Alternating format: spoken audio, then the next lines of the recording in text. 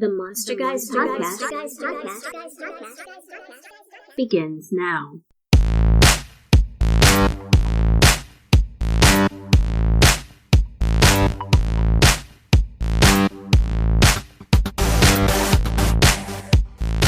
And I think, honestly, as a culture, we do that to ourselves. The further we go, overgeneralizing and lumping together and not being respectful and defining things properly and having an intelligent conversation, we just look stupider and stupider. Is that a word? Is that stupid? No, I think is that word? Dumber and Dumber. That's a movie. I can't use that word. But we do it.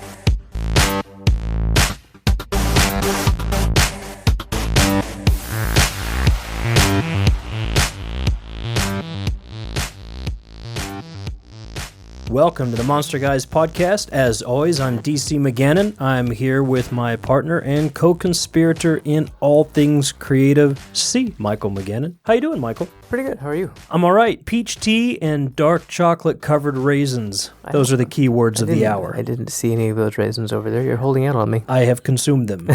They are no longer. I didn't know you brought any in. I did for a moment, and they didn't last I can beyond see that moment. But I'll have to go get some after our now recording. I still have some of my peach herbal tea, which is quite yummy tonight. Definitely more interested in the chocolate. Well, I can go get you some more if you'd like. Do we need to take a break and go get you some dark chocolate covered raisins? Maybe in a bit. Okay. Yeah, speaking of herbal tea, our topic that we begin tonight, one could be considered what we're going to be speaking of just for brewing such tea or drinking such tea or sharing such tea. Definitely. We'll talk a little bit more about that in a minute, but just remember that, folks. You may be if you are drinking peach herbal tea. Insert topic here. Insert topic here. Well, we've got some pop culture stuff that's happened this week. Captain America versus Iron Man, or I don't know who, Scarlet Witch versus Spider-Man, or somebody versus somebody is happening in the theaters this weekend. No spoilers. Haven't seen it yet. And I think that's on tap in the next day or so to see with a group of friends. So excited about that. We also had Free Comic Day, Free Comic Book Day, or Free Comic, I don't know what it's actually called. Yeah, is it Free Comic Day or Free Comic Book Day? Free Comic Book Day. Free Comic Book Day over the weekend. Always a big hit. Always a lot of traction and conversation around that. Yeah, which you've been getting more into comics lately too. Yes, I'll be honest with you. I'm not a big comics guy, and I have to just admit it. I'm not a big comics guy because of superheroes. Right. And not that I have anything against superheroes, but I just never could find my own traction in those comics. Now, along the way, I would collect stuff like The Dark Crystal, or if I'd find something from a movie series, like I've collected the Mad Max series that's come out recently. I have all first editions of all of those comics. I'd get into stuff like that, sometimes just for the collection of them, sometimes because I really enjoyed the art or really enjoyed the writing, but I'm not a big comics guy. That seems to be changing right now. I was going to say, you've collected quite a few in the last a couple of weeks, months? Yeah, like over the last year. Has it been like that? Yeah. Okay. All right. It's been over the last year. Because of one specific series that I picked up, I happened to just pass by. The art really spoke to me, captured me. I picked it up and I couldn't put it down. And that's the Witches series. Appropriately enough. Yeah, from Image Comics. Again, we're not getting paid for this. We're not promoting anything specifically, but I picked up this comic, fell in love with it, and it just said to me, there's more than superheroes to be had here. I went nuts over it. I absolutely love that series and can't recommend it high enough for horror lovers. It's definitely for the horror reader, the horror fan. Not for the kids. It is not for the faint of heart. It gets dicey. It's pretty graphic, but it is, in my opinion, horror done right. And especially where comics or graphic novels are concerned, the art is absolutely stunning, above and beyond. I could sit there and look at it all day long. And then the writing is stellar. So you put those two things together, and for me, a guy who's more into just straight books and straight art, I guess, are those terms? Straight books and straight art? Straight up. All of a sudden, I'm finding a whole new world. So I start devouring a number of series that I'm going out and looking for. Another one from me that I love and I think is probably my favorite in the past year is Deadly Class. Not to be confused with Assassination Class, which is a a manga and another good story. Right, but Deadly Class, in my opinion, is a must-read for anybody who's into comics. Again, it's brutal, it's intense, but it is really interesting. Great writing, great art. I still don't consider myself a big comics guy, but I'm really loving what I'm seeing, and I'm really loving where the future of this industry is going. And I'm just chomping at the bit because I got to wait till July for the next Deadly Class trade paperback to come out. And I think we're going to have to wait till like the fall for like the next Witches to hit. And that's going to drive me batty because that left off at such a critical point. There's plenty out there to get into and tide you over until then, though. Yeah, I guess. You just handed me another version of the Neil Gaiman Sandman series. The Sandman series. An offshoot, the Dream Hunters. Which right, is the Dream Hunters. And that was a really great piece and very classic and beautiful art style by P. Craig Russell. Okay. Yeah, it's Russell. P. Craig Russell did the art for this one. Absolutely stunning. Again, I'm a big art fan. And so anytime something's going to catch me at that level, I'm into it. So I'm totally into the series that I'm finding right now. I'm good with that. It gives me a whole nother perspective and a fresh reading list, though I don't think anything will ever just take books out of my hand, but definitely having fun with these series. But that Witches series, I don't think you've read it yet. No, it's on my nightstand right now, and I'll get to it. It's on the list. What, are you reading anything else right now? I'm stuck reading The Fall by Bethany Griffin, and I don't say stuck because it's bad. It's actually intriguing. It's basically the fall of Usher retold through the eyes of a young girl, and she's inherited this curse of the Usher family. Just due to time and the number of projects and stuff that we have on our plate, I am going at a pretty slow pace with that, but it is very interesting. It has some classic themes that I like. The house is kind of, I don't know if it is alive, but it's hinted at the fact that, she believes it is very much alive. And I love it when the location that a story takes place is a character itself. So you're talking about it's based on the fall of the House of Usher. Mm-hmm. Yeah, by Edgar Allan Poe. Yeah, that's a great piece. I think I'm going to get my hands on that book when you're done, just to see what treatment's been given to it. But yeah, so I think we're in some cool places of reading right now. And for me, just combining some visual to my reading to some really good writing in some of these comic series. I think Tokyo Ghost is another that I'm reading, which is by the same guy who did Deadly Class. If I find an author that I'm liking, I'm looking for his stuff. So I'm finding several pieces from him that is just stellar. Him, I know Snyder and Grant Morrison are two that are at the top of my list as well. Joe Hill, I haven't read anything of his since Lock and Key, but I know he has quite a few graphic novels out there, and I'd be interested in diving back into his work. Yeah, so kudos to you guys out there who are writing this stuff that is at this level, because you've pulled a guy back in that for most of my life, I've not been able to get past a couple of comics here and there just because I haven't been able to. I would have had to force myself, and I just never want to force myself with what I consume in literature and art. So I'm just loving it. So if you guys are listening, they're listening to the Monster Guys podcast. If you guys are listening, thank you for writing it and keep doing it.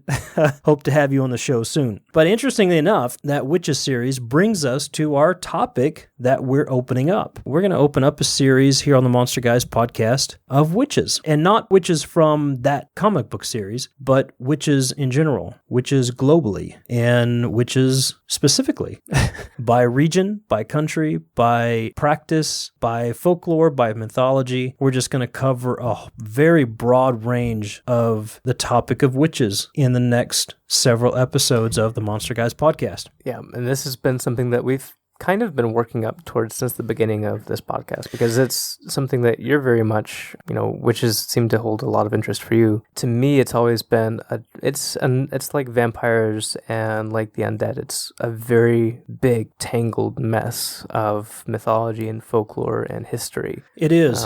But it's fascinating to get into, and digging deeper into some of the numbers and the recorded history, it's going to be quite a journey to dissect. So very much looking forward to diving deeper into the subject and trying to pull out the different threads in this big ball of yarn. It is a convoluted mess if you allow it to be, and a lot of people want it to be that because it serves an end purpose for them. We'll get into some of that when we talk a little bit about politics. You know, we don't talk a lot about politics and religion on this podcast.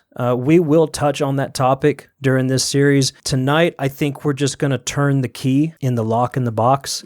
And when we open that box, we could upset some people. Kind of hard not to with this topic. Yeah, I mean, we could upset some people. We could have some people cheering for us. And then in the next sentence, those same people throwing knives at us. I don't know. You know, this is a touchy subject for a lot of people. We're going to do a little bit of a primer conversation tonight. And we're going to get into some specific areas in the weeks to come. But we're also going to touch on historical facets of this topic, as well as the folklore and mythology aspect of it all. So it's going to be a lot of content. I think one thing I want to say before we jump into this is the second week of May, or the second Monday of May, where we're posting. We did not post last week. We are still kind of moving into our newer and future format for the Monster Guys podcast. And what that means is we're looking at going every other week with our main podcast feed, the Monster Guys podcast, which will release on Mondays, every other Monday. And the reason we want to do that is we don't want to cram so much information into a month that we can't go deep with it, and that it's hard to digest and it's too fast to digest. So we want to back off a little bit and go deeper with our topics, because at the same time, we're doing 2 story podcasts, our yokai podcast, as well as our fairy tales podcast. Those podcasts right now are mixed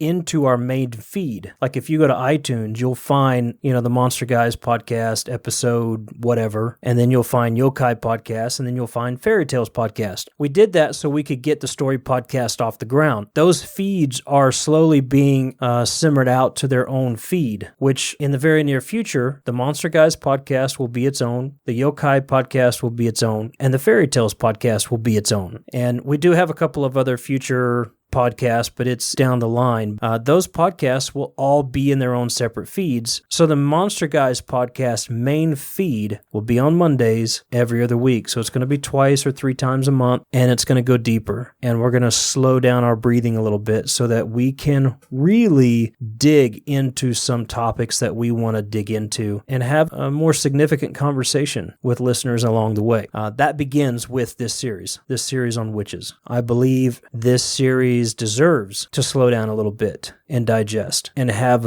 a good conversation and not just rush through it all, because there is a lot about witches that needs to be said and needs to be talked about, especially in the day and age in which we live, and where it intersects with religion, with politics, with spirituality, and just with mundane everyday practices. It's a very interesting topic, and it's a very controversial one, but I think it's an important one that we have going forward. So we're going to start this conversation with peach herbal tea. You bring together all leaves, you brew it, and then you are labeled a witch, and you are dragged out of your house and burned at the stake.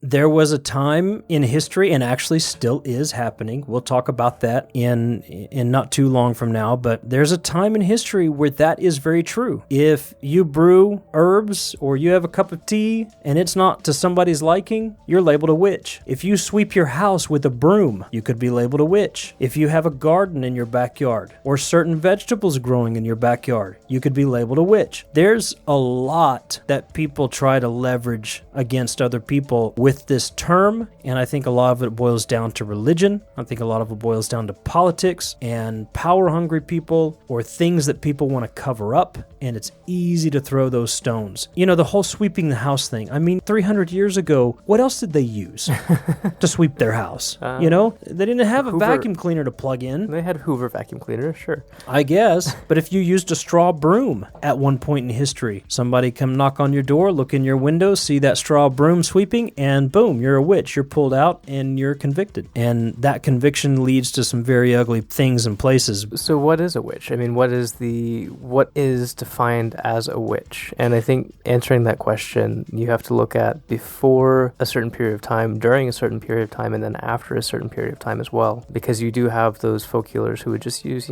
herbal remedies, your everyday spells that were for them commonplace and mundane. And then after a certain period of time, you started going into panic, believing that those people, instead of just using, herbs and common remedies for things, were actually calling on evil spirits. Well, and correct me if I'm wrong, but you speak of time frames, and I believe you're speaking about a time in history prior to certain witch trials and witch hunts, and that period of history following that, where there was a clear change in definition. Right. So you have the witch trials, and I'll just call them that. You have the Salem witch trials, of course. In Europe, you also have witch trials that are going on from the 16th to the 18th centuries, and dipping back further into the 15th a little bit as well. Before that, you have plenty of stories. You have people that, like I said, were just folk healers. A lot of those people were not really considered to be... I'll take a step back there, because you do have your vampire witches and your Strigan witches, and those are still threatening. But witches before that were oftentimes just another person, or they were a witch goddess or a witch god, or they were fairies. They weren't necessarily anybody calling on, per se, the devil, which is what a lot of the witch trials became about later on. Mm-hmm. Well, you want to speak of definition of a witch. Here's something that, I don't know, I just did this for kicks and giggles. I Googled define witch. Okay. Let me tell you what came up first. It lends to our conversation, but then part of it is kind of hilarious. So a noun, a witch, noun. First definition, a woman thought to have evil magic powers. Okay, there's a whole Pandora's box of prejudice right there in that first sentence. A woman thought to have evil magic powers. Just let that sink in. Witches are popularly depicted as wearing a black cloak and pointed hat and flying on a broomstick. This is the first definition that comes up when I Google define a witch. I mean, it's just, and then synonyms, sorceress, enchantress, necromancer. The second definition, which just blows me away, it's an edible North Atlantic flatfish that is of some commercial value. It's ridiculous. I mean, that sounds fishy to me. It sounds really fishy. And then, of course, the verb to that definition is of a witch, cast an evil spell. I mean, just going back to childhood, the first thing that came to mind when I thought of a witch as a kid was, the image we get from Wizard of Oz. You get the Wicked Witch of the West, the green, broom-riding, black-cloaked evil witch that's going around with a long nose and big warts, and, it's kind of over the top. But here we have this definition. We pull it up immediately. It's this stereotypical, it's a woman who must be evil, magic powers somehow involved, and depicted as black cloak, pointed hat, flying on a broomstick. And by the way, the reason why we see flying on a broomstick has nothing to do with the Halloween version of why we see witches flying on a broomstick, but we'll not get into that right now. Or we have an edible North Atlantic flatfish that has some commercial value. And then it goes back to the action of the witch is that witch casts evil spells. We have from the very beginning evil and evil. Yes. Now, if you want to define the word witch or witchcraft, it literally means a wise person who is seeking wise living on a daily basis. If you want to go back to the definition of a word, which a lot of people are afraid of doing, you're going to go back to a person or a group of people who's literally seeking to live wisely using the resources they have at hand on a day-to-day basis. Now, tell me on that very baseline folk level definition, what is evil about that? What is evil about the crafting of a wise life by using the resources you have at hand on a day-to-day basis? I don't find anything evil about that. No, as one... By the way, I might be passionate about this a tad bit. I can't hear it at all. Topic along the way, and I'll give you a little bit of an, you know this, but maybe our listeners don't. But I have actually been accused of being a witch and practicing witchcraft, which I am not. I don't consider myself a witch. I don't consider myself a practitioner of witchcraft by any extreme definition that's out there. I love tea. I brew tea. I grow a garden every year. I have great flowers in the yard. I sweep with a broom in the house. I wear black a lot. I have a Maltese puppy. I don't know if that's a familiar, but I do all kinds of things that most people would have been dragged out of their houses and condemned and even killed by being accused of being a witch for doing, but I'm not a witch. Right. And I don't believe most of the people that have ever been accused of or killed for or persecuted for being a witch were actually witches. Right. No, that's yes. I was going to say a lot of people back in that time period, obviously a lot of the medical sciences and everything were not a thing, or they weren't widely taught or educated in how to take care of themselves, I guess you would say. But they had a lot of common sense and they knew their natural remedies. They knew how to cure certain things using certain herbs. They knew how to take care of, different pains or aches with those same herbs. And so it was very common for them to use just that, herbs or folk remedies or just, stuff lying around in their, day-to-day life in order to take care of themselves. Pretty common sense, but that was considered a part of magic. It was, like I said earlier, very mundane. It was very natural. It was not uncommon. And so you have a lot of folk healers that arose from that. And unfortunately, later on, from unhappy customers to people who felt threatened for political or religious reasons, you have a lot of those same people being accused. Or, the story would arise that they got their power not from natural causes or natural things, but from evil spirits. And that, unfortunately, would lend itself later on to a very large mass panic. Yeah, and point of interest, most of the medicine that we have today, most of the science that we have today would have been considered magic and would have been considered all of that stuff. Yeah, very much so, yeah. Several hundred years ago. Most of the medicine that we have today is still based on plant life. It's based on, a lot of it's been chemicalized, obviously. A lot of it has been stripped down and changed and everything, but you go back to your painkillers and you go back to your ointments and all the things that we still use today, most are still stemming from plant life and those things that most people, tinctures and things that most people would have been considered witches for. So, and we'll get into this later, but just that alone, there are a whole lot of witches in the world. I was going to say, if anything, it almost seems more like magic now than I think it would have back then because... Yeah, definitely. So who's the witch now?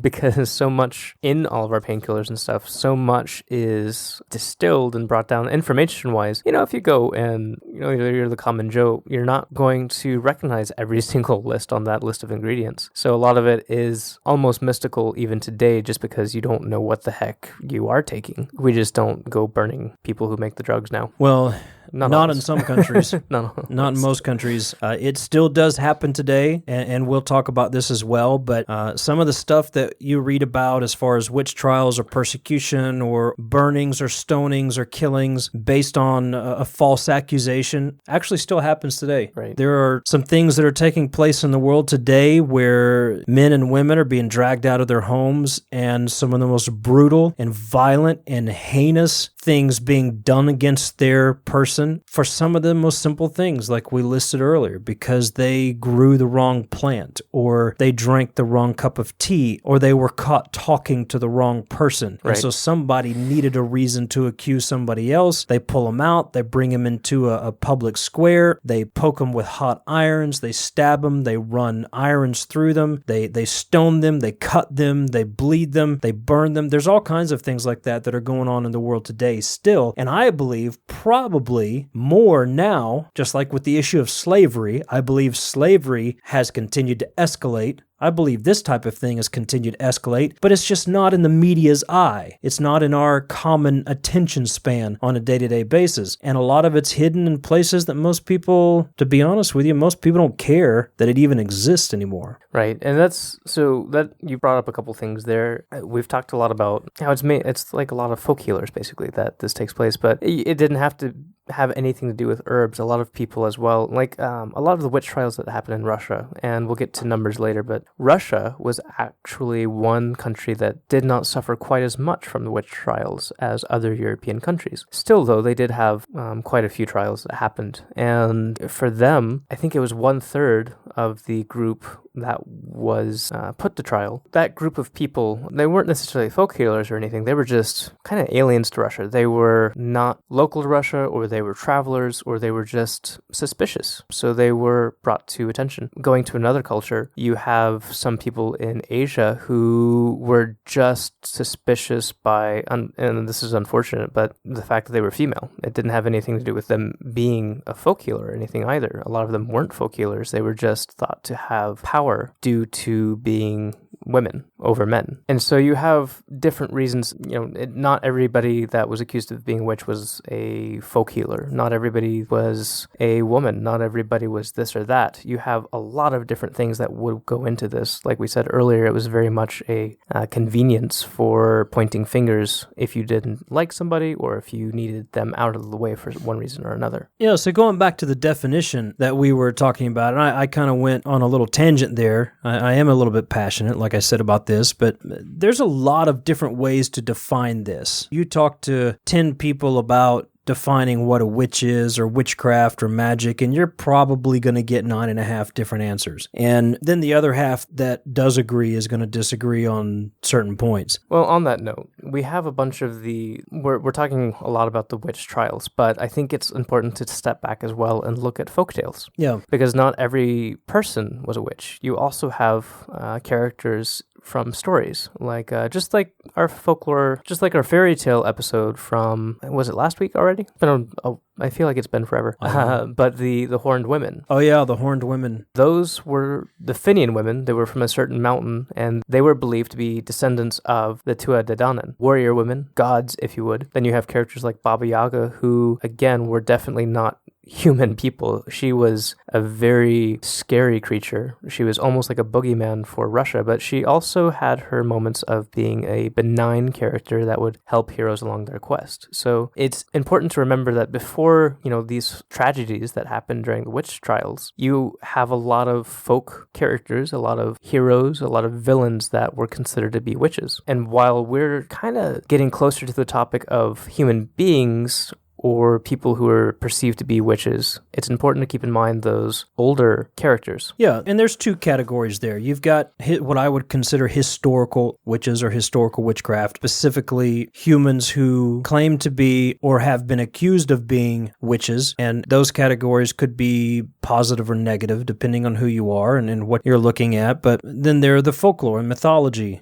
witches of stories, so to speak. And we'll talk about all of those because they all kind of intersect and influence one another in some ways along the way. But I look at the term witch, the term witchcraft, and if you go back to the definition of it, it is a person who is using the resources at hand to live a life of wisdom, seeking out wisdom. And typically, that person was like what somebody would consider a witch doctor or, the medicine man or the medicine woman of a village or a community, the person that somebody would go to get their herbs or their healing supplies or go to for prayers or meditations or help of some sort. And the problem comes with the term witch. We have screwed up that term so bad that we have a really ugly, nasty definition in our minds as a culture, as most cultures, surrounding the term witch. And I believe that is an error. Right, and that's a deep-seated error too, because even when there's a time I think that it was very positive, and there was a time that it was very negative. And in between those two times, there was a muddled mixture of things. Just like the word, there's a specific word for a Russian witch, and that is wedmak. If any of you out there are gamers, and I'm sure there are some of you out there have to be, you're probably familiar with the video game series The Witcher. Very popular series based on a series of short stories from the 1980s. The Witcher is actually a term that comes from the Russian word wedmak, and it is a Russian male witch. And it is a witch doctor of sorts. He can be evil, but he can also be positive, and he can go around helping people. The fascinating thing is he's known for protecting people against the wedma, which is the female witch. So there's a negative and a positive both in the same time frame there. The male witch being protective of people against the negative influence of the female witch. Which is a human element, which is very different than, say, the Baba Yaga, Right. which is a folklore element. Well, right, but keep in mind that both of these, the Wedma and the Wedmak, can shapeshift and perform all manner of strange So then you things. have an intersection, Yes. which then lends to either good or bad Yes. conversation and activities surrounding those people. Which is just a great example of how tangled up this topic can get. I mean, Yeah. you have to really step back and look at all the pieces together and separately to understand what's going on. So to define a witch and to define witchcraft is very difficult. And for instance, you talk about the Russian influence there. You go to Italy and you're going to have a whole different level of definition. You go to Germany, you're going to have you come to America, it's going to be completely different and really whacked out, especially when you get past things like the Salem witch trials. And then you get into early part of the 20th century or mid part of the 20th century when you have laws changing in places like England. Then you go to Japan and you talk witches and you get a whole different ball game there. You go to the Philippines or New Guinea or somewhere else like that. I mean, it's completely different. And you really have to put on some gloves when you're touching this subject and be very careful with how you handle it. And I think to be careful, I should say you should be very respectful and be very wise in your approach to this topic, because part of the problem I feel that we have as a culture is that we've just lumped it all together. It's like when you say, well, pagans, some witches would consider themselves pagans. Not all pagans would consider themselves witches, but a lot of people today would lump them all together and say, well, that's just a bunch of heathens or a bunch of pagans or a bunch of witches, and they automatically have this condescending tone in their conversation about that topic. And let me tell you something. It's the same thing with the Christian church. It's the same thing with Buddhism. It's the same thing with any other religion or system of beliefs or philosophy out there. You need to be respectful and take care in knowing what you're talking about, because you try to lump everything under a term of paganism or witchcraft, and let's be honest with you, you look like an idiot. You look like a dumbass when you start talking like that. We can't lump everything together. So when we talk about definitions, we need to be very careful. And that's why we're going to break down some locations. We're going to break down some time periods. We're breaking down the human element versus the folklore element and breaking down other elements mixed in there so that we're careful to define what we're talking about. Does that make sense? I think part of the problem that we have is we try to lump everybody into a category when we talk about this kind of stuff. And that's a very dangerous thing. And we're authors. Entertainment is kind of our shindig, if you will. I like that word, shindig. It's a useful word. We But have a shindig. as much as entertainment is fun, as much Define as shindig. thing, Okay. as much as you and I both enjoy going to watch horror movies or read books or anything, unfortunately, a lot of people, I think, just see a witch in a movie. And they see a witch in another movie, and it's the same thing to them. But, just like in the Charlie Sullivan the Monster Hunter series, that's something that we do. Yeah. That's ours. That's our shindig. That is our shindig. It's our first shindig that That's our starts thing. to fall off. You have the Sage Mistress, who is a witch. Right. You also have Aisling, who is a human, and she performs healing. She's a healer. But she's not called a witch in the story. So you have these things that intersect. And you also have Carmen. Who is another And witch. you also that's very have the nasty. Varkalok. But that's the thing. There's all kinds of... There's a distinction made between human and non-human, and witch and human, and witch and non-human, and it does get a bit confusing. So people who don't get into it, they'll look at it, and then it's all the same thing to them. So let me be clear here that when we use the term witch, we're not using the term witch in a negative connotation. I'm not looking at somebody and saying, well, you're a witch, and thinking that's negative. And I might not be thinking that's positive. It depends on who I'm talking about and what context I'm talking about that in. The people who accused me of being a witch were overgeneralizing and trying to find something, trying to create something, and they ended up looking like idiots in the process because, they just had no idea what they were talking about by any means. And it was a very negative situation that ended up turning for my good in every aspect. And they were probably thinking along more diabolical terms. And they were thinking along... And here's the other thing. They were lumping this together with demonism. They were lumping lumping it together with paganism. They were lumping it together with just somebody who speaks their mind. They were lumping it together with somebody who wears black. They were lumping it together with somebody who wears eyeliner. They were lumping it together with somebody who drank tea and grew mint. And they were lumping it together with all kinds of other things, which the further down the line they went, the more stupid they looked as they went. And I think, honestly, as a culture, we do that to ourselves. The further we go overgeneralizing and lumping together and not being respectful and defining things properly and having an intelligent conversation, we just look stupider and stupider. Is that a word? Is that stupid? No, I think stupider is a word. Dumber and Dumber. That's a movie. I can't use that word. That is a movie. But we do, and I think we have to be careful, and especially with the topic like this. So going on from defining witches, which is very difficult to do, and I think we'll see some definitions play out as we talk about different topics related, and we talk about different regions of the world with relation to this topic. But let's talk about something else for a minute that relates to this, and that's religion versus spirituality versus politics. Okay. Now, when I say religion or spirituality or politics with regards to witches or witchcraft, what comes to mind? What do you think of there? Well, and that's part of the road that we went down to researching all this. I think of witchcraft and the idea or the image that a lot of movies portray where you have, these women dancing in circles around a fire at night trying to call up a black goat.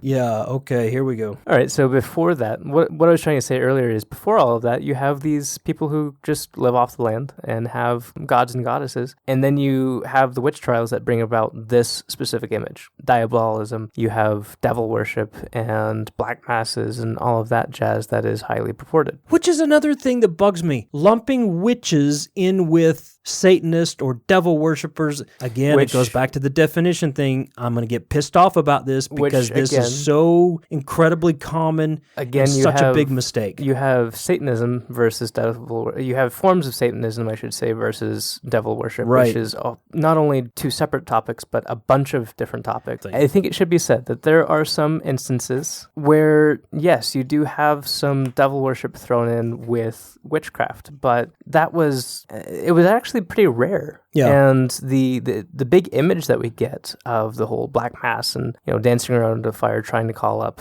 the black goat, that was actually more propaganda, I would say. A lot of that was from things like The Hammer of the Witches, the book that a lot of people use for the Inquisition, and things that were more forged by people who needed those stories for their own ends. Like I said, you do have some instances of people who did call upon demons or evil spirits, but it's not usually what was the case. Right. Well, and I say those three terms on purpose: religion, spirituality, politics, because I believe there's a difference in all of those. Some of them are good, some of them are not. Religion, it's a system of beliefs. It's something that a group of people have said, this is what we believe and this is how we're going to live our life. And the key word there, in my opinion, is system. It's a man-made construction of a way of governing a certain part of the community. Religion can be good in its purest form, but for the most part, especially in our day and age,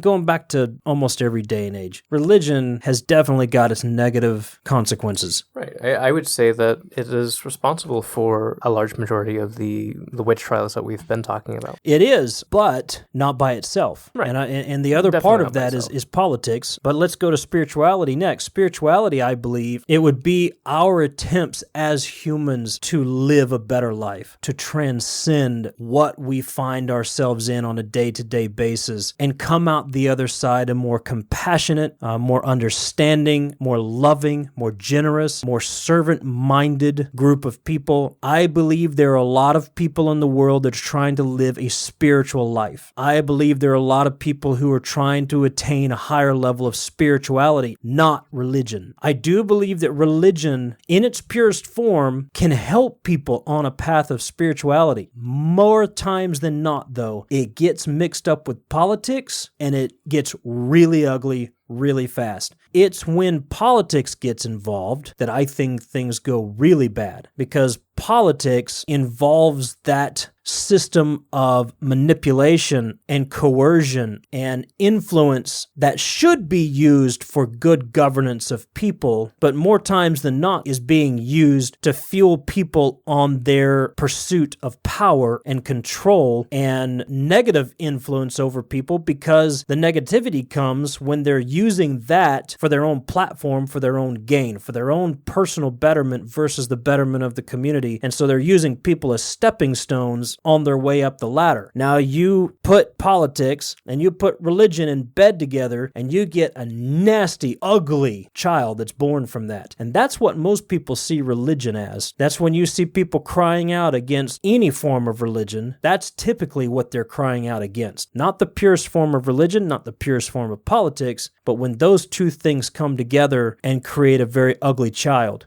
In the midst of it all, you have a lot of people who are trying to reach a spiritual level of living that is meaningful and significant, and all of it is getting caught in each other's crossfire. And as a result, we have a very difficult world to live in. And when you start talking about the topic of witches, witchcraft, or magic, or devil worships, or paganism, or any of this stuff, it all gets convoluted very fast, because people tend to, again, they want to drop it in that religious bucket, or they want to drop it in that political bucket, and they forget about the aspect of spiritual life. So then you end up having a very negative outlook against a certain group of people based on their belief system and their guiding values in their life as they're trying to live a more significant life. But I believe personally that the problem lies when we couple religion and politics, because it's typically people seeking power over another group of people where that merge, that intersection happens. And that's where it's become ugly historically for the topic of witches or witchcraft or people of a certain faith or a certain religion or a certain path of life that they're living,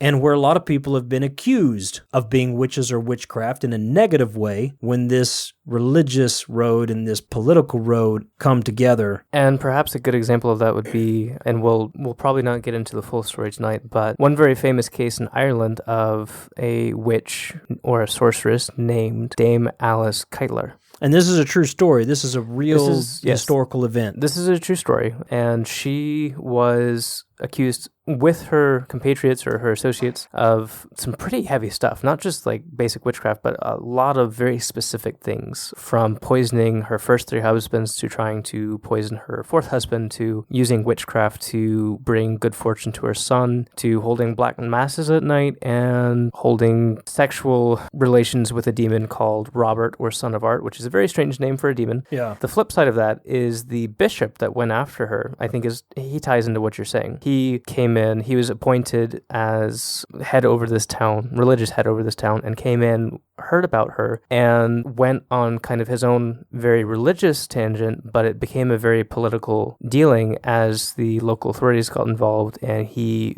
used overhanded and politically violent actions to get his way. So much so that he actually, like after the case was said and done, other people came back and accused him of heresy, and the church came down pretty hard on him. So it was a very back and forth thing, even on the side of those in religious and political power. So I think you have those cases sprinkled out throughout all of this. Yeah, and that's an example where witchcraft as a practice or as a religion or as a belief system goes beyond just folk healing or folk medicine or day-to-day living with the resources you have at hand and doing the best you can with that. That goes into a whole other level of definition there. Specifically, this was black magic. And I would say that some people who consider themselves to be following witchcraft as a method of spirituality or religion even, or a way of life, not everybody goes into that quadrant, if you will. She was into some pretty nasty stuff, and her followers admittedly were into the black arts, the black magic, and consorted with demons and all sorts of things by their telling of the events. And then we'll get into some Russian statistics later on, but in Russia, it had very little to do with any of it. You did have stories of night riding or, flying on brooms. So you did have stories stories of calling on demons, but most of the witch trials that happened there had nothing to do with any of that. It was more of a political matter. And again, you go back to the religious and political intersection and you get some pretty ugly stuff. Let me go to another segment, and I don't want to seem trite with this, but it's a common theme. It's a common understanding that people have. I'm going to quote this passage of scripture from the Bible, which a lot of people know and have heard, or they think they know, or they've heard a translation or a mistranslation of it, which basically says, and I'm going to use the King James Version from Exodus that says, "Thou shalt not suffer a witch to live." Now, a lot of people have heard that particular text throughout the years. It's been a rallying cry. It's been a controversial piece. It's been all kinds of things throughout history for people. Here's what people don't get. That, and I'm going to piss some people off probably right here, but that's okay. I have some authority on this to speak with, but this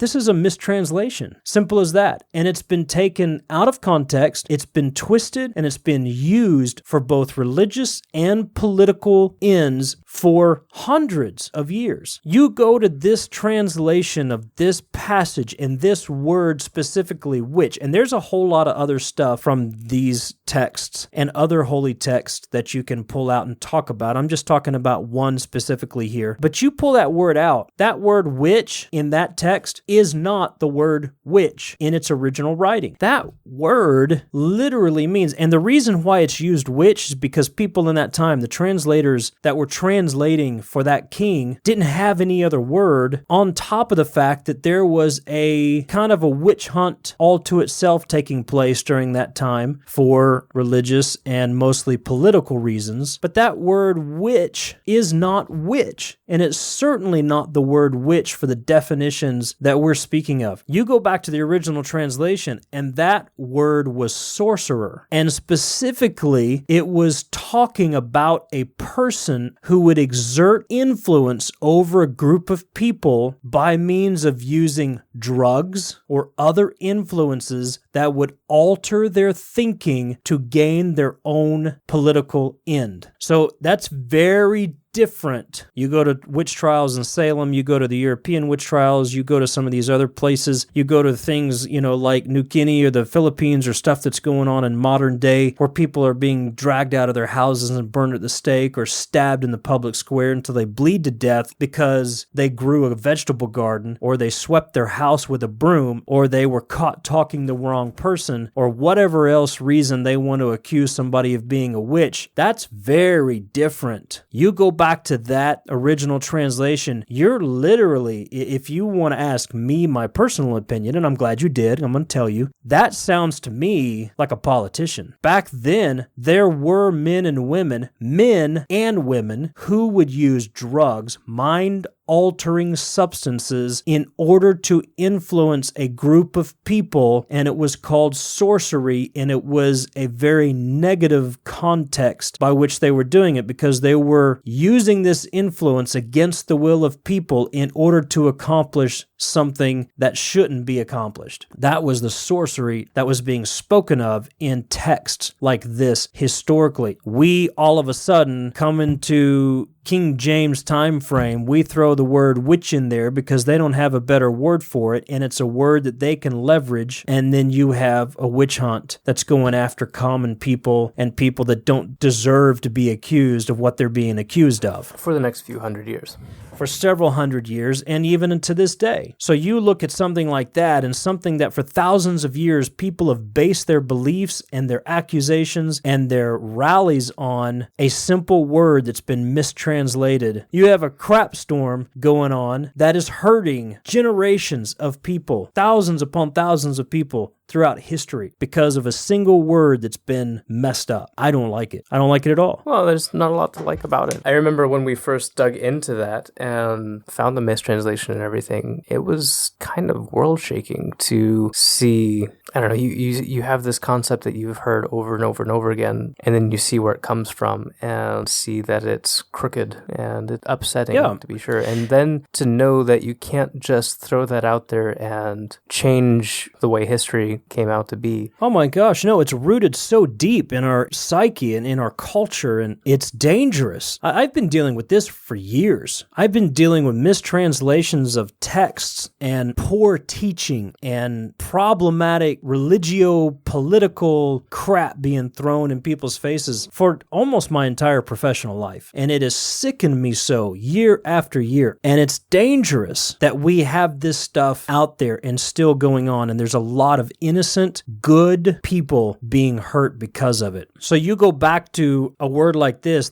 basically is a person who is influencing a group of people for their own negative ends by altering their mentality using a foreign substance. And let's bring it forward into today's world. That was several thousand years ago. What does that look like today? My opinion, it could be that guy behind the pulpit who's spewing out some really vile words and, in my opinion, blasphemies and accusations and hurtful things that he's throwing out there, influencing people to a very negative end. It also could mean that the media is swaying the public opinion about one person or another, or about one subject or another, and almost playing a little bit of sorcery through marketing and advertising and the influence that plays on people. And, if you have enough money or if you have enough influence, you can certainly sway a lot of opinions with a meme or an infographic. I mean, just one word changed in an advertisement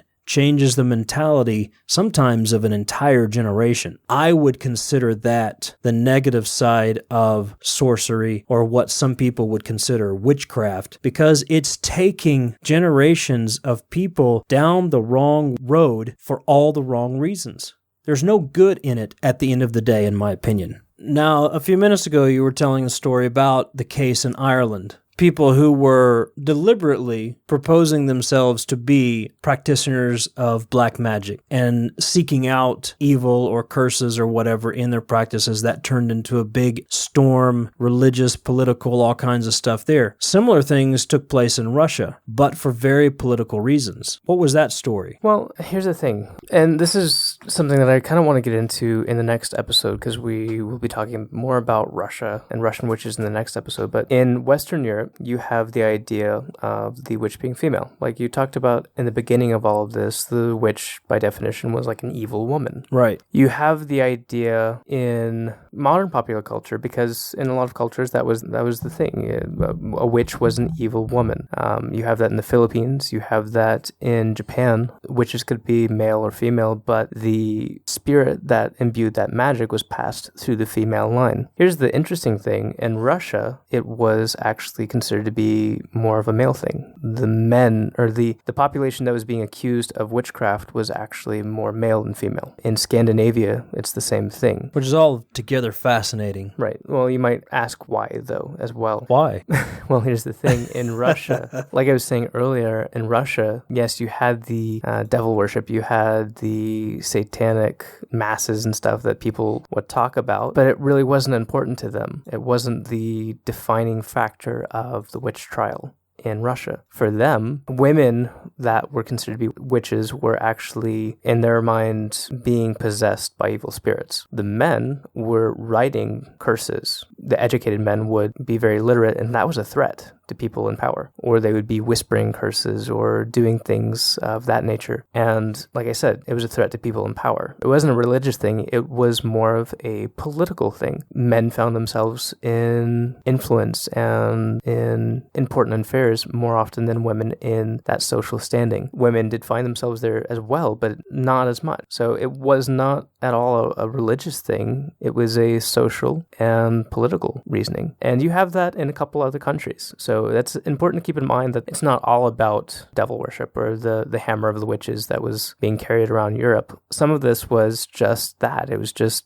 getting rid of those in influence who were seen as a threat to one movement or another. And historically, we find that intelligent, educated people with something to say are usually always a threat to people who are in power. Well, it's easy to turn the public eye against them when, let's face it, a lot of people didn't know how to read and write back back then. So if you don't know what that person's writing down, that could be anything. That could be any sort of curse or magic or mysticism that that person is committing. It's important to keep that in mind. It's not all about the incubi and the succubi and the devil. In some countries, it's just about fear. It's politics. Yes. It's religion and it's politics, and it's the intersection of those two, and they have an ugly baby, and we end up having people that get hurt in the midst of it. And it goes back to that translation and definition issue. You know, are you dealing with a witch? Are you dealing with a folk healer? Are you dealing with someone who is just a common people of the land who's really trying to live a wise life the best they can with the resources they have? Or do we have some guy behind a pulpit spewing off obscenities? Or do we have some guy on a platform that is using mind-altering substances, whether it's a drug or it's social media, to influence a great portion of people to accomplish what I would consider mostly a not-so-good end in most cases? It really boils down to whose platform are we trying to move ahead in any given era. So what is a witch? What is witchcraft? What is magic? Well, that means a lot of different things to a lot of different people, but I do, again, believe we have to be respectful and careful how we handle it, and not going out throwing stones and not going out pointing fingers. Not going out burning people.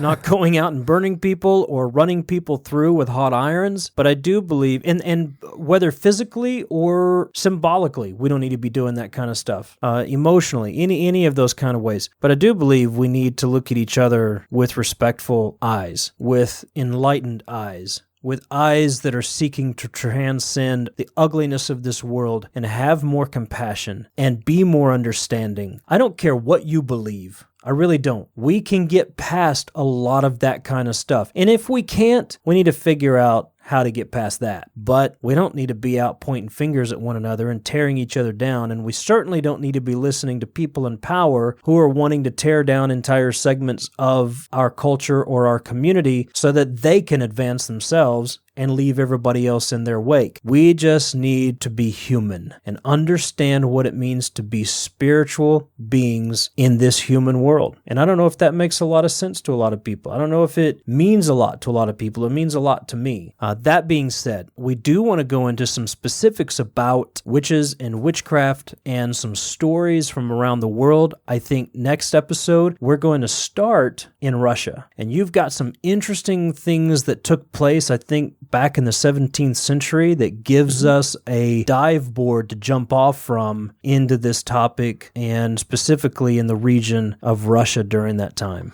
Yeah, we'll get back into some of the stories of like Baba Yaga and some of the old wise women, and further along in history into some actual statistics and recorded cases of witches, or people being accused at least of witchcraft. So definitely something I'm looking forward to talking about, both lighthearted fun and deep and dark and upsetting at times. But yeah, and I promise not to go on a whole lot of rants. I think some of it's important. Topic. It is an important topic. So I do believe some of it's important, and I do believe it's worth being said that we really try to reach out to one another. And where this topic is considered, it does get touchy, and it does get scary, and it does get deep, and I just think we need to be careful with it. So we'll go into Russia. We're also going to touch down in other places like Ireland again and Japan.